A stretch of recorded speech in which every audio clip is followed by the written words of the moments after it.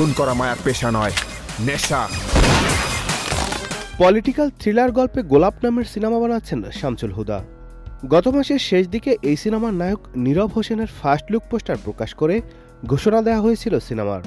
প্রকাশিত পোস্টারে দেখা যায় বামে ঝুঁকে বসে আছেন নীরব, এক হাত মাথায় ঝোলানো, সেই হাতে পিস্তলের ট্রিগারে আঙুল দিয়ে রেখেছেন। তার চোখের এক্সপ্রেশন যেন ক্ষুধার্ত বাঘ। নীরব জানালেন গোলাপে তিনি নাম ভূমিকায় অভিনয় করছেন। বললেন, এই গোলাপ সুবাস নয়, রক্ত ছড়াবে। তবে গোলাপ সিনেমায় নায়িকা হিসাবে কে থাকছেন তখন সেটা জানানো হয়নি।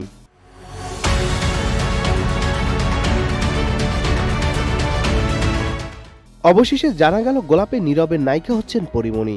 গত 31শে জানুয়ারি আনুষ্ঠানিকভাবে গোলাপ সিনেমায় চুক্তিবদ্ধ হন পরিমণি, আর এতে রূপা চরিত্রে দেখা যাবে তাকে। নতুন এই সিনেমা নিয়ে পরিমণি বলেন, অ্যাকশন থ্রিলার ঘরানার গল্প নিয়ে তৈরি হয়েছে গোলাপের চিত্রনাট্য। অনেকদিন ধরে এমন গল্পের সিনেমায় কাজ করা হয়ে উঠছিল না। এতে আমার চরিত্রের নাম রূপা।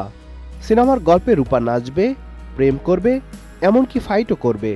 গল্প শোনার সময় রূপা চরিত্রটি আমার বেশ পছন্দ হয়েছে। পুরো সিনেমায় নানা ধরনের টুইস্ট আছে, আশা করছি টুইস্টগুলো দর্শকদের চমকে দেবে। পরিচালক শামসুল হুদা বলেন, গল্প চূড়ান্ত হওয়ার পর আমাদের টিমের কাছে মনে হয়েছে রূপা চরিত্রের জন্য পরিমণি পারফেক্ট, আর তাই তো তাকে সিনেমাতে চুক্তিবদ্ধ করার জন্য আমি অপেক্ষায় ছিলাম। অবশেষে তিনি আমাদের সিনেমায় অভিনয়ের জন্য চুক্তিবদ্ধ হয়েছেন।